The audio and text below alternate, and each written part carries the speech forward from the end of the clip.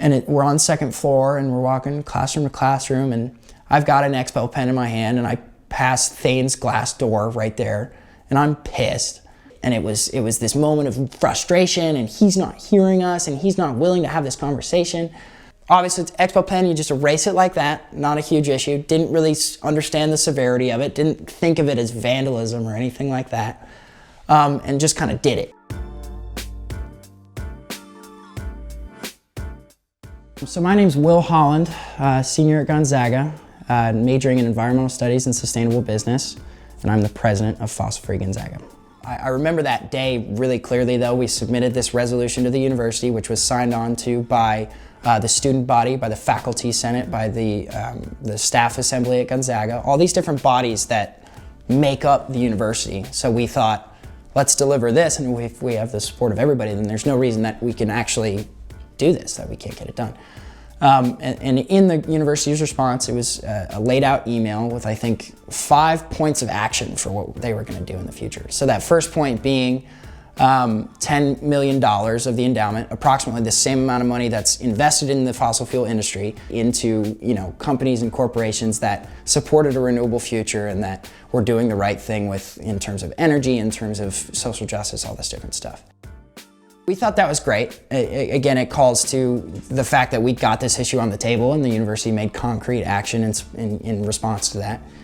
The word divestment in that resolution that they sent back wasn't said once, wasn't addressed once. So in September on the 20th, which was shortly before our meeting with the investment committee, Gonzaga students, organized by Fossil Free Gonzaga, about 300 kids, met up with the Spokane climate strike and met up downtown with this huge multi-thousand person rally, which was huge.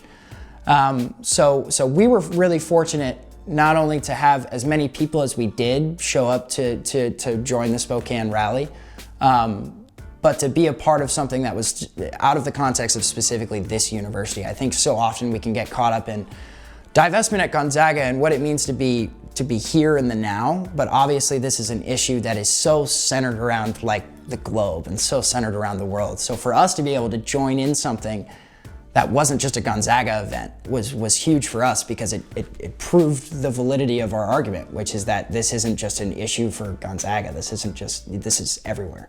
So at the Spokane climate strike, we met at Gonzaga, the Gonzaga student body, and we were gonna walk to meet up with the group. Here comes Thane rolling in on his Lime scooter, pulls up right next to me. And I was talking to some friends, he taps me on the shoulder and he says, you helped organize this, right? And I was like, yeah, I did. We're cousins, by the way. So I showed him this relationship and he's like, oh, no way. It was that quick second where he was like, oh, well, we should sit down and one-on-one basically in a small setting and really get to it. And I was really excited to get to his true opinion, to just hear him without his advisors and without all these other people that are speaking in his ear about the issue. I was excited to just get that unfiltered opinion. So once again, a week before this meeting's supposed to happen, I get an email from his secretary saying the CFO, Joe Smith, will be joining in on the meeting. And that was fine. We know Joe Smith, we've heard what he has to say. Once again, we wanted this really unfiltered opinion, and to have this CFO talking in his ear the whole time and to kind of be speaking over his opinions, it really didn't help us get to what Thane thought was right.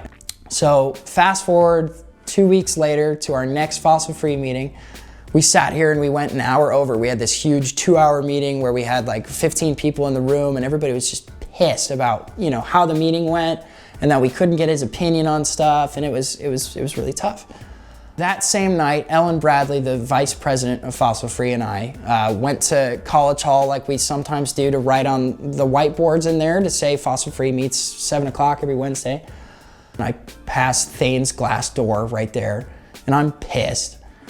And I wrote divest in like block letters on his glass door. And the university acted pretty quickly on that. They saw the video footage, I guess tracked me down through some Jason Bourne extra stuff. I don't know how it happened, but got an email the following week about a conduct hearing that I was supposed to have with the university.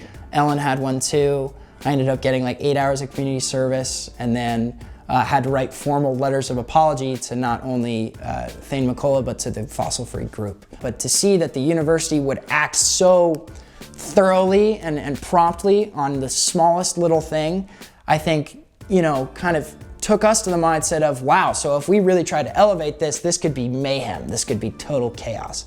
It's time for escalation. We're tired of these cyclical conversations that we have twice a year with the same people who don't care about what we have to say and don't understand where we're coming from. So being so frustrated and angry is in line with the national coalition has kind of pushed everybody around the country to move forward in kind of an escalation manner with divestment.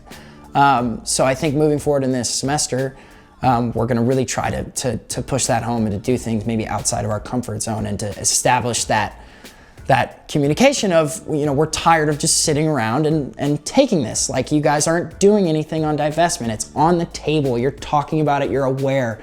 Let's do something about it.